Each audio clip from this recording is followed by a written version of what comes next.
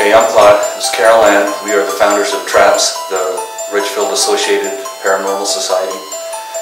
We got together back in November of '07 and started this group. I came up with the name. No, you didn't. I didn't? No, I did. You did? Yeah. She came up with this name back then, and we've been going ever since.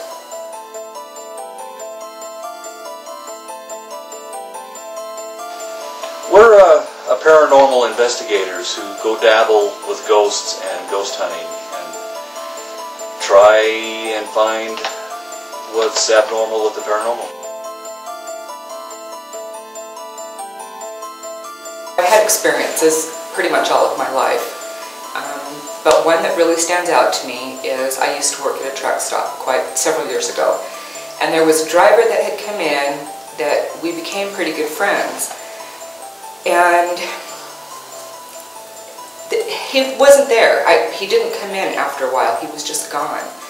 And another driver had come in, it was several months, and told me that they had found him and he had passed away.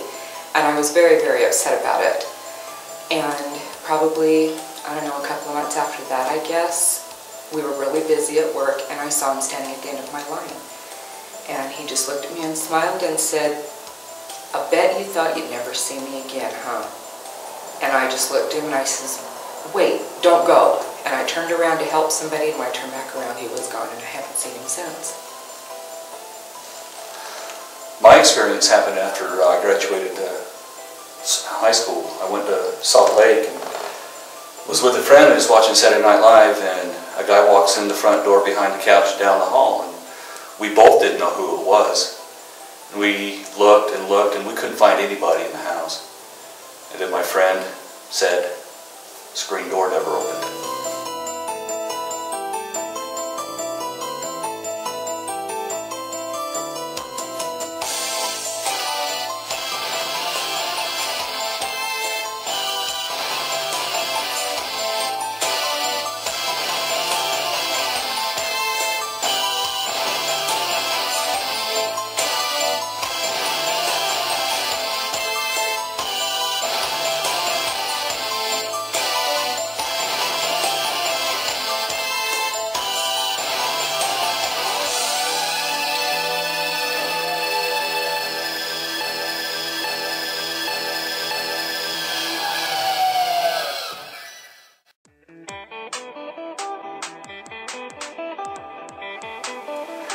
Well, why not ghosts? Ghosts you can find anywhere. I mean, Europe has their gargoyles, Ireland has their leprechauns. Over here in the Americas, we got Bigfoot. You look up in the sky and you can find UFOs, but ghosts you can find in your own backyard.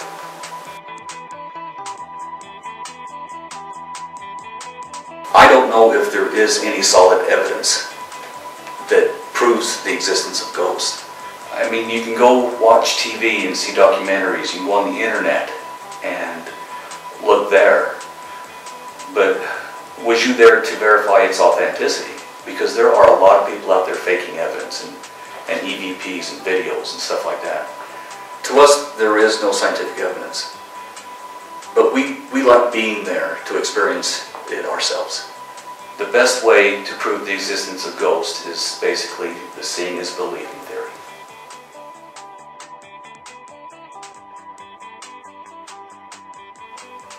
Ghost hunting, the actual phrase ghost hunting, is more layman's term. That's what most people know. But what it actually is the research of paranormal activity, whether it be just noises or maybe something moves, apparitions even. Any little thing that's out of the ordinary.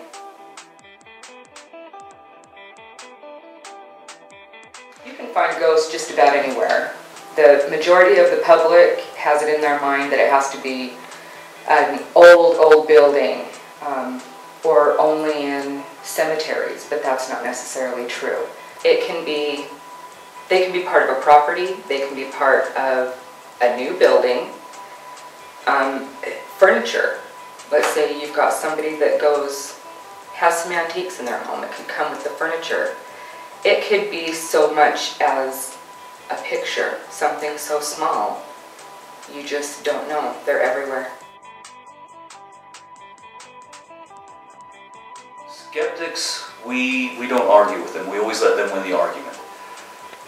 One of the things we really try to express to people who are skeptic of ghosts is respect. We just let them win the argument, and we're not out to change anybody's minds. That's not what TRAP stands for.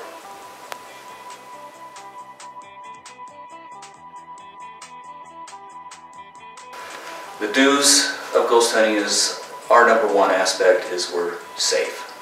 We take precautions to let each member be as safe as possible.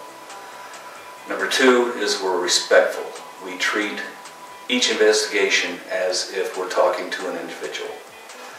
The don'ts, we don't summon, we don't sit in a circle and do seances.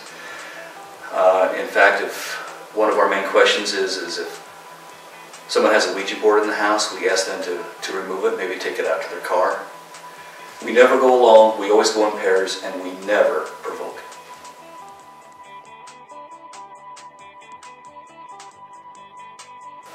Children, if you come across a child who's experiencing paranormal activity, we believe that you don't try and confuse the child by saying there's no such thing as ghosts. We believe in coexistence. There's little tricks you can do to help the child be comforted. For example, you can have them get their crayons out and draw a mean ghost and then wrinkle the paper up and rip it up and throw it away. You can take a spray bottle full of water and spray it around them, which could be ghost repellent. You can also put a nightlight in their room and let the child draw a ghost on there and cross it out. It's just something that helps ease their mind.